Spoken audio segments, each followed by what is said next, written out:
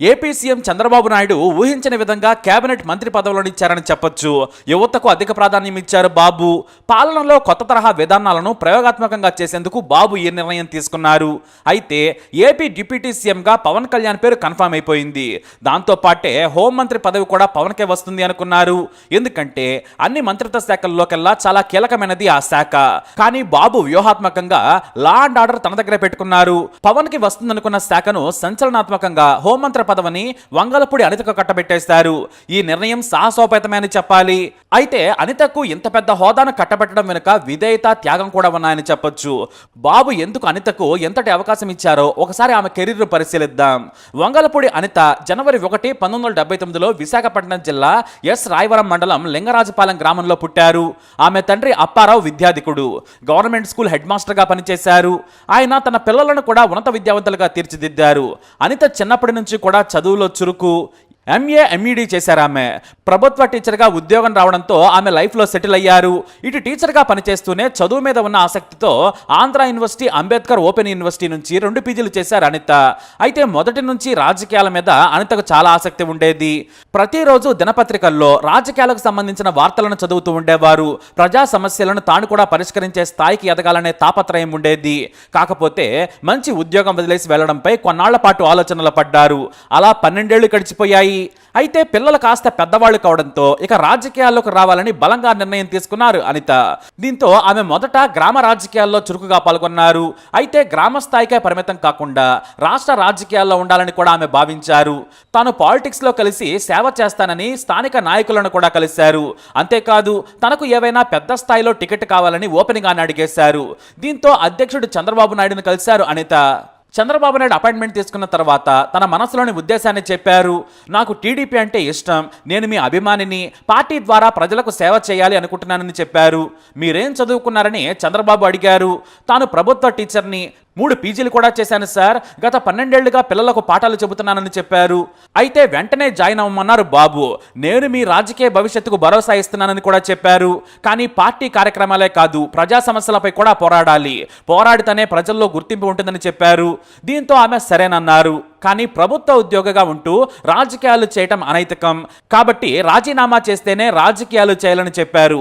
దీంతో ఆమె తన ప్రభుత్వ ఉద్యోగాన్ని వెంటనే వదిలేస్తా సార్ అన్నారు. ఆ మాట వినగానే అనిత కమిట్మెంట్ ను గుర్తించారు బాబు. హాయిగా సాగిపోయే జీవితాన్ని వదిలేసి ఒక మహిళ సాహసోపేతమైన నిర్ణయం తీసుకోగానే మనసులో పెట్టుకున్నారు బాబు. అంతేకాదు ఇంటికి వెళ్ళగానే తన ప్రభుత్వ ఉద్యోగానికి రాజీనామా చేస్తున్నానని తండ్రి అప్పారావుకు చెప్పారు. ఆయన మాత్రం నీకు ఈ రాజకీయాలు అవసరమా, చిన్నపిల్లలను చదివించుకుంటూ ఉద్యోగం చేసుకుంటూ గడపమన్నారు. కానీ అనిత మాత్రం నాకు రాజకీయాలంటే ఇష్టం, నేను ఎమ్మెల్యేగా పోటీ చేస్తానని చెప్పారు.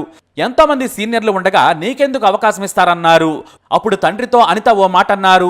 ఒకవేళ నాకు రాజకీయాల్లో అవకాశం రాకపోతే కేవలం 6 నెలల సమయం నా పిల్లలను పోషించు, ఈ లోపు నేను ఇంకో ప్రభుత్వ ఉద్యోగం సాధిస్తాను, లేదంటే సివిల్స్ రాస్తాను, ఖచ్చితంగా ప్రాణం పెట్టి చదివైనా నేను సివిల్స్ ర్యాంక్ సాధిస్తాను, నాకు ఈ అవకాశం ఇవ్వండి నాన్న అన్నారు. నీ మద్దతు కావాలి నాన్న అని తండ్రిని అడిగారు అనిత. కానీ తండ్రి మాత్రం ఆమెను పాలిటిక్స్ లోకి వద్దని కన్విన్స్ చేసే ప్రయత్నం చేశారు. ఎందుకంటే అప్పటికే భర్తతో అనితకు విభేదాలు వచ్చాయి. చిన్నపిల్లలున్నారని బాధపడ్డారు ఆయన. అనిత తాను డిగ్రీ చదివేటప్పుడు తన సోదరుడి స్నేహితుడైన కొసర శివప్రసాద్తో ప్రేమలో పడ్డారు. పెద్దలను ఎదిరించి మరీ ప్రేమ వివాహం చేసుకున్నారు. వీరికి 2 పిల్లలు, ఓ కొడుకు ఓ కూతురు ఉన్నారు. ఆ తర్వాత క్రమంలో ఇద్దరి మధ్య విభేదాలు రావడంతో ఒకరిపై ఒకరు పోలీస్ స్టేషన్లో ఫిర్యాదు చేసుకున్నారు. నాటి నుంచి పిల్లలకు తానే తల్లి తానే తండ్రి అయి పెంచుకున్నారు. అందుకే తండ్రి మొదట వద్దని వారించినా చివరకు ఆమె మొండి పట్టుదలను చూసి సరేనన్నారు. దాదాపుగా 2 ఏళ్లు గ్రామ రాజకీయాల్లో చురుకుగా ఉంటూనే నియోజకవర్గ స్థాయిలో పోరాటాల్లో పాల్గొనడం మొదలుపెట్టారు అనిత. సరిగ్గా 2014లో చంద్రబాబు నాయుడు హామీ ఇచ్చినట్లుగానే పాయకరావుపేట ఎమ్మెల్యేగా పోటీ చేసే అవకాశం ఇచ్చారు. ఆ అవకాశాన్ని ఉపయోగించుకొని గెలిచారు అనిత. వైసీపీ అభ్యర్థి చెంగల వెంకట్రావును ఓడించి ఎమ్మెల్యేగా గెలిచారు. పాయకరావుపేట నుంచి విజయం సాధించిన 2వ ఎమ్మెల్యేగా రికార్డు క్రియేట్ చేశారు అనిత. అయితే 2018లో అనితను టీటీడీ బోర్డు మెంబర్గా నియమించారు బాబు. కానీ గతంలో నేను క్రిస్టియన్ను, నా బ్యాగులో ఎప్పుడూ బైబిల్ ఉంటుందని చేసిన ఓ వీడియోను బీజేపీ నాయకులు వైరల్ చేశారు. ఓ అన్యమతస్థురాలని టీటీడీలోకి తీసుకొచ్చారని తీవ్రంగా విమర్శించారు. నేను హిందువునని ఆమె వాదించినా కూడా ఎవరూ నమ్మలేదు. దీంతో తనకు తనగా ఆ పదవి నుంచి తప్పుకున్నారు అనిత. అదే ఏడాది వైసీపీ లీడర్ రోజాకు అనితకు మధ్య మాటల యుద్ధం తీవ్రమైంది. ఒకానొక సందర్భంలో మొగుడిని కొట్టి నీ మాదిరిగా నేను పోలీస్ స్టేషన్కు వెళ్లలేదని రోజా చేసిన కమెంట్స్ కు అనిత కన్నీటి పర్యంతమయ్యారు. నిజాలు తెలియకుండా తన వ్యక్తిగత జీవితంపై బురద చల్లి బజార్లోకి తీసుకొస్తున్నారని ఆమె వాపోయారు. నేను కూడా నీ వ్యక్తిగత జీవితంలోకి వస్తే తట్టుకోలేవని కూడా హెచ్చరించారు. ఆ తర్వాత 2019లో కొవ్వూరు నుంచి పోటీ చేశారు అనిత. చంద్రబాబు నాయుడు మార్పులు చేర్పులు చేస్తూ అనితకు కొవ్వూరులో పోటీ చేయాలని సూచించారు. ఆమె కొవ్వూరు నుంచి పోటీ చేసిన వైసీపీ అభ్యర్థి తానేటి వనిత చేతిలో ఓడిపోయారు. అయితే ఇక్కడి నుంచి మరింత అగ్రెసివ్ గా ప్రజా పోరాటాలపై బెబ్బుల్లా అనిత ముందుకు దూకారు. వైసీపీ ప్రభుత్వానికి వ్యతిరేకంగా ప్రజా పోరాటాలు చేశారు. ఎన్ని కేసులు పెట్టినా భయపడలేదు, బెదిరించినా కూడా వెనక్కి తగ్గలేదు.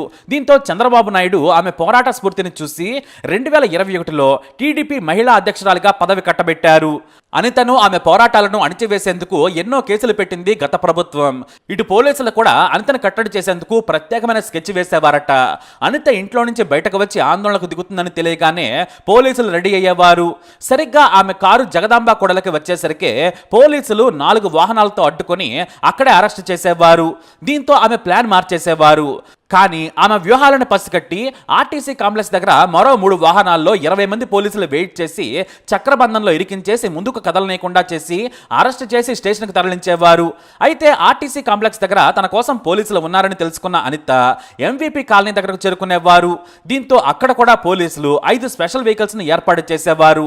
మొత్తంగా అనితను సిటీ బయటకు రాకుండా చేసేందుకు స్పెషల్ గా పనిచేసేవారు. అంటే ఎంతలా పోలీసులు కాపు కాసేవారంటే ఆమెను కట్టడి చేసేందుకు శతవేదాలా ప్రయత్నించారు. సఫలీకృతం కూడా అయ్యారు. మీడియా ముందుకు వస్తే అనిత ఎంతలా రెచ్చిపోతుందో అందరికీ తెలిసిందే. అందుకే ఆమెను నడి రోడ్డు మీదనే ఆపి స్టేషన్లకు తరలించేవారు. పాయకరావుపేట నియోజకవర్గానికి కూడా వెళ్లకుండా చూసేవారు. దాదాపుగా 20 కేసులను నమోదు చేసి బెదిరించారు పోలీసులు. చివరకు డీజీపీ సైతం అనితను గేటు దాటి ఆఫీసులోకి రానివ్వలేదు. మహిళలపై జరుగుతున్న అఘాయిత్యాలపై వినతి పత్రం ఇచ్చేందుకు వస్తుంటే గేటు దగ్గరే అనితను ఆపేశారు. గేటు దగ్గర ఉన్న కానిస్టేబుల్ కు వినతి పత్రం ఇచ్చిపోవాలని పోలీసులు అతి చేసి ఆమెను అవమానించారు.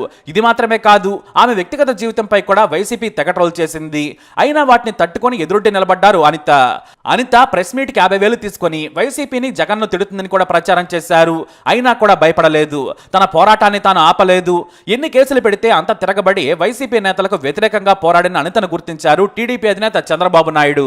వైసీపీ నాయకుల పోరాటాలకు ఒక మహిళ ఉండి కేసులకు భయపడకుండా పార్టీ కోసం అనిత చేసిన త్యాగం చంద్రబాబు నాయుడుకు నచ్చింది.